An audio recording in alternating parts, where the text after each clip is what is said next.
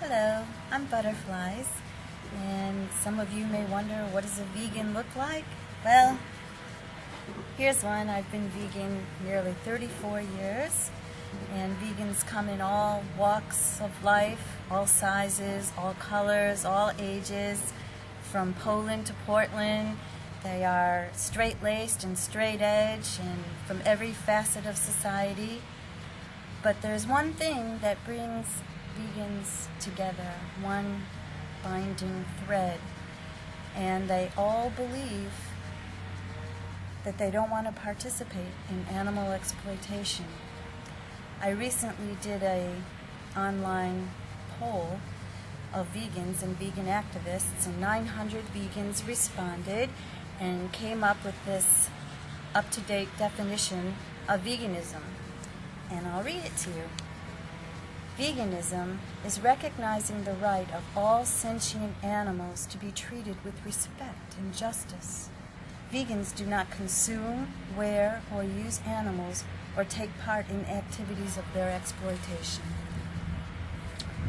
So you see, if you look for the definition of vegan from Webster's dictionary, you'll get a very different response than if you go to the Vegan Society or to the animalsapproach.com, the abolitionistapproach.com, or animalequality.net. If you go to vegan educational sources, you get a different definition than what you'll hear from Oprah Winfrey. Veganism is not a diet, as it's being played up in the media. It's a way of life, and it will affect every facet of your life. We don't use animals for food, for clothing, for entertainment. We're not entertained by watching animals work for us. Vegans don't breed animals. We help rather than harm. We see that they're very much like us. They have the same bodily systems. They're sentient, which means they can feel. They can sense pleasure and pain, and we all know that from living with dogs and cats. Well, pigs and cows are no different, or chickens, or turkeys, or deer, or horses, or humans. We're all animals, and we can all feel pain, and we can all suffer, and vegans don't want to inflict suffering on other feeling animals. So, I'm going to be asked some interview questions, and I don't even know what they are. This is very in the moment. Butterflies, why do you go by the name Butterflies? Was that given to you by your parents, or was that a chosen name? Butterflies is my chosen name. Obviously not. My parents didn't name me that, but they call me that, and everybody calls me that except the bank. And I took that name because butterflies remind me of metamorphosis process, the process of metamorphosis, and that feeling of becoming something that crawls the earth to something that flies reminds me of becoming my more angelic self, attaining my higher nature, working for that. So it's a constant reminder. I use it as a tool of evolution. Could you tell us what's the difference between, or is there a difference between a plant-based diet and being vegan? Yes, there's a very big difference. A plant-based diet or a vegan diet or an herbivorous diet is one aspect of being vegan. It's the best thing you can do to help save the environment. To oppose animal agriculture by eating vegan food is like the best thing you can do to help the planet, which is the planet to all of us, animals included. And it's the best thing you can do to reduce your risk of a lot of horrible diseases and heart disease. But to be a vegan, it's for the animals, and it's more than diet. And that's the difference. The diet is just one aspect of being vegan. A vegan includes not wearing animal skins and not buying products that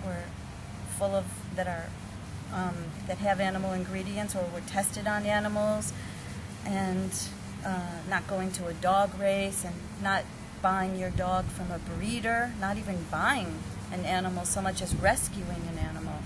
buying an animal for a pet, for human use, and supporting breeding and puppy mills is not vegan. Going to a circus to watch animals that were taken out of their natural environment and horrifically trained to entertain humans. Well, vegans aren't amused by the misery of other animals. So it encompasses your whole life, and there's a lot to learn. When you first become vegan, there's a lot to learn. You just go online, there's lots of information now. You learn what isn't vegan and what animal products are sourced from animals. But then when you're a vegan as long as me, it's all second nature, and it becomes very easy. Can a person actually get enough protein on a plant-based diet? I mean, what about bodybuilders and athletes? Well, there's vegan bodybuilder sites. Just Google it. And yes, they can. My brother's a big muscular guy, and he's a vegan for a long time. Plant protein is as good as animal protein, only it's better because it's minus the saturated fat and all the bad things that are in meat, cholesterol and antibiotics and hormones and whatever. And I have living proof that it's just as good because I feed my dogs vegan and have for the last 30 years, and they all thrive and live long, healthy lives, and they don't have to take anybody else's life in order to live. My dog had an injury, a ligament injury, and she had to stay. She's not my dog. Her name is Kisses, and Kisses had to lay off and rested, and so her muscles atrophied, and I was able to build them back up strong from just eating lentils and beans and tofu and tempeh, and I gave her quinoa, high protein foods, and it built her muscles back up. So not only is it fine for humans, it's even fine for so-called carnivore, but they're actually not carnivore. They're metabolically omnivores, dogs. So are you saying that human beings were not meant to be carnivores? If there's anything I know, human beings were not meant to be carnivores. I know that from knowing myself. A carnivore has fangs and claws and, wants to run out and kill and suck the blood of the raw. We're nothing like that. And you can Google the comparative anatomy of herbivores, and just Google comparative anatomy, Dr. Milton Mills. And he gives you this long scientific explanation, and he's a medical doctor, showing that our intestines and jaws and stomach acids and teeth are that of an herbivore. But I don't really need the science. I see what a carnivore does in the wild, and humans are not that. Obviously, they're omnivores. They can do either and live, but your chances of living a longer and better and healthier life is if you eat vegan. Why is a product like milk not vegan? We didn't kill the animal to get the milk. Well, we actually do, but people don't realize that. First we use them, which is we enslave them, we sexually assault them, we rape them. They're literally called rape racks that they put these cows on, and the industry calls it rape racks.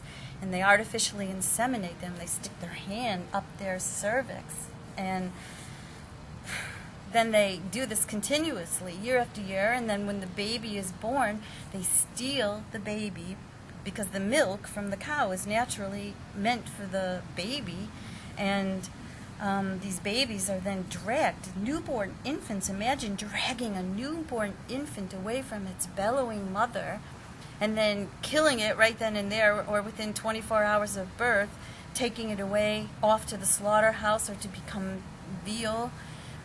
Then the mother bellowing, crying, upset. This whole thing just keeps happening her life over. They get mastitis. They get all these horrible practices that are done to them during their life. If you read about it, it's what made me become vegan. It's one of the most horrific industries or things happening on the planet.